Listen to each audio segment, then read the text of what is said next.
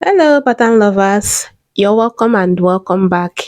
It's yet another exciting tutorial, and in today's video, we will be fixing this common problem that happens with bustiers. After making your strapless bustier or off-shoulder bustier, even after you tried so hard to contour the bustier so well, you notice that there is excess fabric going on around the bust point to the under bust. So this particular tutorial is intended to fix that. I'll be showing you how to avoid this common problem, and if you already have your bustier pattern down, I'll be showing you how to fix it on your pattern before transferring to the fabric. I know you like the sound of that, yeah? Kindly watch this video carefully to the end and let's get right into it.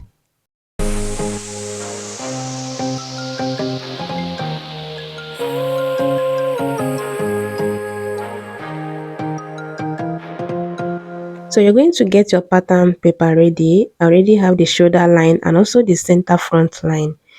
Now I'm going to start from the shoulder line and go down to the half length.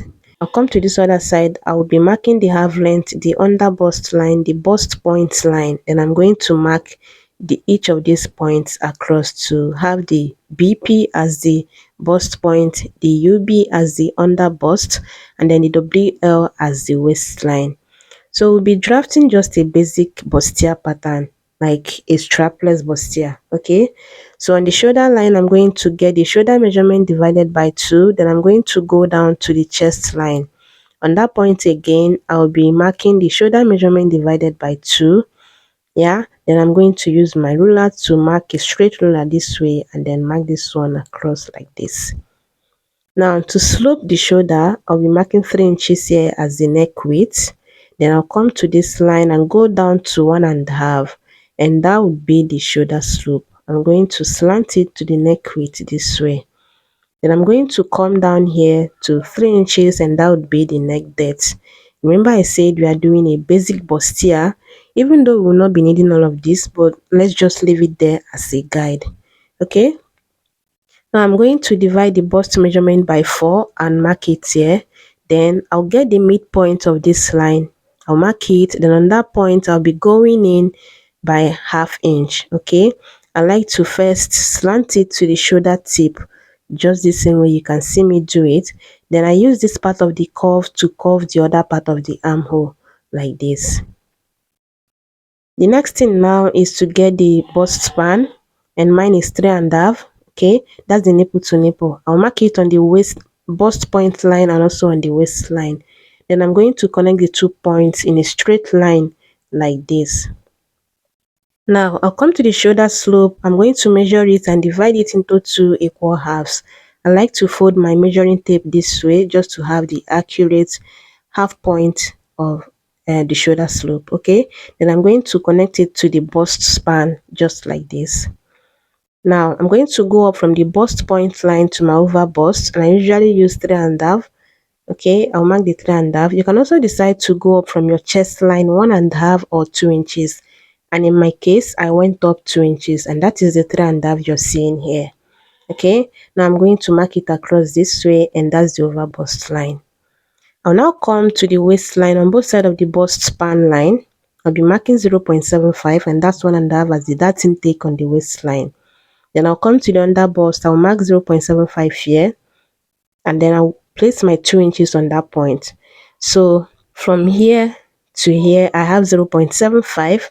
Then I'll place the 2 inches I usually use to tighten my under bust, and that way it's not over tight and it's not under tight. 2 inches works very well for my size. Okay, and that's like 1.1 from the bust span out. Do you get that? So 2 inches for my under bust tightening. Then I'm going to first extend the point to the waistline this way, then curve from the under bust to the bust point just like this. I'll come to the over bust line. On both sides of this line, I'll be marking 0.75. And 0.75 is not standard, depending on how much the goodness you have going on around your chest depends on how much tightening you need to do there. Then this particular line is not supposed to be all curvy. It's supposed to be like a continuous line from the over bust down to at least 1 inch below the bust point. You get that? So now I'm going to measure from the shoulder down to where I want the neckline to sit. You can also decide to measure from your bust point up to where you want the neckline to sit. But before we connect the neckline, I'm going to through these dart lines. Okay, I'm going to measure first this line, and I have 3.75. Then I'm going to place down my 3.75 on that same line, then measure this other line. Wherever I have the 3.75, I'm going to mark it. Then I'm going to make sure I have my 0.75 over bust tightening on that point. Yeah, then I'm going to extend it this way. Can you see that? Like I said, this line is supposed to look like a continuous line from the over bust line down to at least 1 inch below the bust point line, so that after joining your bustier, it will look as it's supposed to look and not give you issues. Now I'm going to curve the neckline, and you see that I'm going for sweetheart neckline. At this point, do any neckline shape that you so desire. Then I'm going to blend in this other part, just as you can see me do it. Remember, I said we are doing a strapless bustier, and this is how you go about it. Okay, now I'm going to get the waist measurement divided by 4 plus the 1.5 that intake. I'm going to replace it here, yeah, here. Then I'm going to connect it to the bust measurement this way. Now for the bust dart, I'll be coming down 1.5 from the bust point line, and that's the difference between my front length and the back length. So the front length is 17, and then the back length is 15.5. So when you do 17 minus 15.5, you will have 1.5 left, and that's the same value I used as my bust dart. Okay, here. So I'm going to connect it to the bust span this way. Can you see that? So by the time I close this bust dart, the side front and then the side back are going to be the same length. Yeah, like that's like from the armhole down to the waistline. The bust dart is not hard.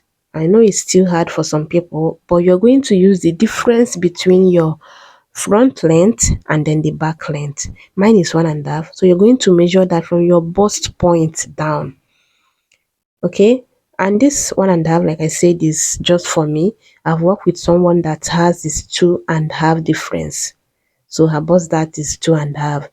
Then there are people that theirs is 2 inches, 1.75, 1.5, 1.25, 1 inch, or even half inch. Body shapes and body sizes are not the same. Okay, so that determines the difference between your front length and the back length. But in any way where you want to have your bust dart, which is very important, especially for bustiers, you're going to mark the same bust dart the same way you see me do it there. And then you're going to come down and extend the waistline on this side with the same value you use as your bust dart. And then you're going to connect it to the first dart leg. Do you get that? I think I have something like that on this channel. So now for the business of the day, you're going to start from the bust point on the center front and go down to how much excess fabric you feel you need to take out. Right? So I'll be doing 1 inch, 0.75 and half inch. Like I'll be connecting this tray to the bust point this way just to show you what it looks like. Me particularly, I use 1 inch because 1 inch works for me when I'm doing strapless bustier. Okay, so by the time you close this dart, it will eliminate that excess fabric or that gaping that usually happen from the bust point all the way to the under bust on the center front. And depending on how busty you are, depends on the value you will need to tighten that point. Half inch, 0.75 or 1 inch. And 1 inch is like the highest you can go so that you don't overdo it. And by the time I close this dart, you will see why I need this space and also this space. Now let's talk. It's not always your strapless bustier that needs this tightening. Your off-shoulder bustier needs it. Your keyhole neckline bustiers also needs it. Let's say you're going for a keyhole neckline and you're going for this design. You're going to connect it this way, yeah? and then this part will be the yoke, and of course you have to tighten the yoke so that it will not gape. Then this particular part will be so empty, there will be no fabric going on there. So basically, as long as there's nothing coming from the center front to help drag it or to help pull it to the shoulder, it's likely to gape, and you will need to do this tightening so that it will help salvage that situation. Especially if you do not have enough goodness to like help push out your bustier, you will need to do this tightening.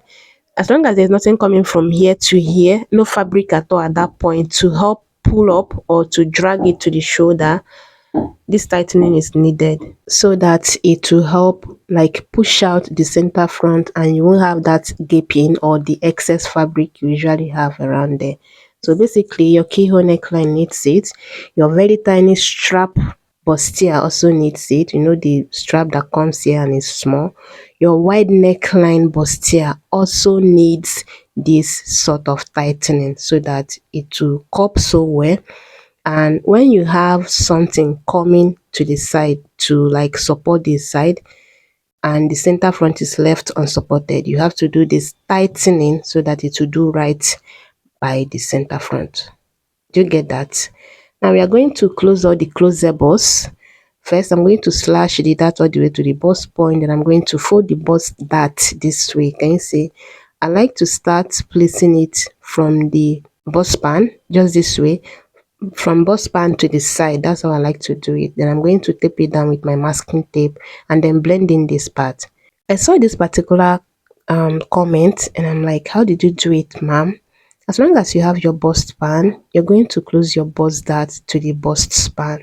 There's absolutely no way you do it the same way you see me do it in this tutorial and then you have shortage on either side, like either the center front or the side front. As long as you close your bust dart to the bust span, you won't have all that shortage.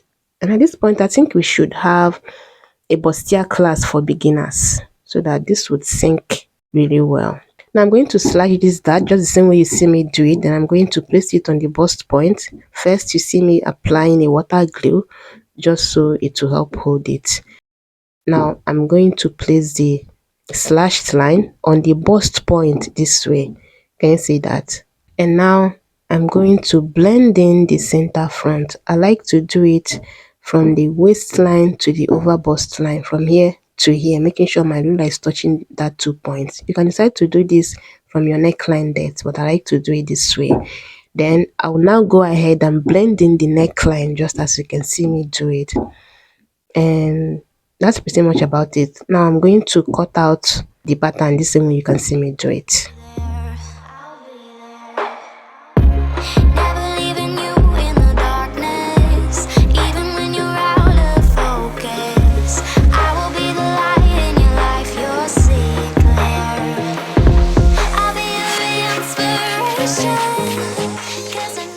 So after cutting out the pattern, you're going to close the yoke dart, but this is not part of this tutorial, and that's why I did not even show you how I came about the tightening there. Okay, so this is what the pattern looks like after cutting it out, and now you can see that I do not even need to like blend in the center front from the waist, but I'll just do about 0.25. When you're done with your pattern and you match it up the same way you see me do it, and you see that there is absolutely no need to blend the center front, you can just leave it like that. Okay, so I'm going to keep these two aside, then we'll work on the back pattern. And here I already have the shoulder line and now the center back line. Now I'm going to start from the center back line. So this particular part will be serving as the center back. Okay, I'll measure the shoulder measurement divided by 2. Then I'm going to go down to the chest line of 8.5. On that point again, I'll be taking in the shoulder measurement divided by 2. Then I'm going to just rule it out the same way I did it for the front pattern. Okay, now I'm going to mark 3 inches as the neck weight. Then I'll come to this point and go down to 1 inch, and then I'm going to slope the shoulder the same way. Then I'm going to come down to 1.5 as the neck depth for the back, and then I'm going to curve it out this way. Okay, like I said before, while doing the front pattern, we do not even need all this one, but let's just have it there as a guide. Now measuring from the shoulder to the waistline, you see that I have 15 and a half, and the front pattern I use 17 inches. When you count from 15 and a half to 16 and a half, that's 1 inch. Then 16 and a half to 17 inches, that's 1.5, and that's the exact measurement I used as the bust dart. Okay, now I'm going to come in here from the center back line by 0.75, just to contour the center back because it's not straight. Whatever you do here, whatever measurement you use here, depends on the person's small of back, and also depends if you'll be taking in that. So I use 0.75 because I'll still be taking in that for the back. Okay, now I'm going to start from this center back contour line and take the bust measurement divided by 4. I'll go to the waistline and take the waist measurement divided by 4 plus extra 1 inch for that. Okay, you're taking all this measurement from the new center back contour line. Okay, now I'm going to connect from the waist measurement to the bust measurement. Then I'm going to curve the armhole just the same way you can see me do it here. The next thing I'll be doing now is to start from the center back contour line and take my bust span. I use 3.5 for the front, remember. Then I'm going to go up 6 inches, and that would be the dart length for the back. Okay, now measuring from the previous center back line to that point is about 4.2. I'm going to go up to that 6 inches and mark the same 4.2 just to have a straight line for the dart intake. Then I'm going to mark a straight line this way. On both sides of this line now, on the waistline, I'll be marking ½ inch, and that's the 1 inch I added as the dart allowance to the measurement. Okay, then I'm going to connect the darts this way. So like I say, that's the 1 inch I added extra to the waist measurement. Now I'm going to add my zipper allowance, and it was while doing this part that I remembered I was not supposed to add my zipper allowance yet until I was done with the back neckline. But don't worry, let's just leave it here. We'll still be taking care of it later. Now bringing in the side front, you see that they are matching up, and that's where your neckline is going to start. You're going to like go up or go down depending on the kind of neckline that you want. So I'm going to measure what I have as the chest line, which is 8.5. Then I'll come to the center back and go down to 9.5. That's like going down 1 inch from the chest line. Then I'm going to place my curve this way and curve it from the side to the center back, just like this. Now for the tightening, I'll come to this side and I'll be going in by ½ inch because we want this to sit pretty well on the back with no form of gaping. Then I'll come to the center back. From the center back contour line, I'll be coming in by ½ inch again. Then I'm going to use my curve to like reconnect the center back line, and then I'm going to blend in the side this way. Then for the dart, it's really nothing serious. I'll just be doing it the same way you see me do it here, and like I said, it's nothing serious. Now I'm going to now add my zipper allowance following the marker line because that's the new center back line. I'm adding 1 inch zipper allowance, then I'm going to use my curve to connect the points this way. To cut this pattern, I'm going to slash open one of the dart line all the way to the up. Then I'm going to cut out the pattern out here and slash the dart all through this way. Apply my water glue and then place it on the other dart line to have something like this. And then I'm going to use my curve to blend in the the neckline because you can see that it was not looking all smooth. So right after cutting out the pattern, I like to notch the center back and also the neckline just so I do not mix up the pattern sides. And matching up the side front and the side back, you see that they are really matching up so well. And then I'll bring in the center front this way, and that's the full pattern set. So this particular method, aside the fact that it does its job perfectly, like eliminate the excess fabric you have on the center front pattern, the fit is super amazing. Like looking at it, you would think that the person used a push-up bra cup inside. That's how well cupped it comes out. It comes out so well that you would even be tempted to be using this particular method for all your bustier pattern. But if you don't want to go through the gaping that ish, you can decide to use original boning. That's if you so wish. But this is it for this particular pattern. You're going to transfer this to your fabric, add the necessary allowance, and happy sewing. So with this, we've come to the end of our tutorial. Let me know what you think in the comments, and I'll see you in my next video. Bye.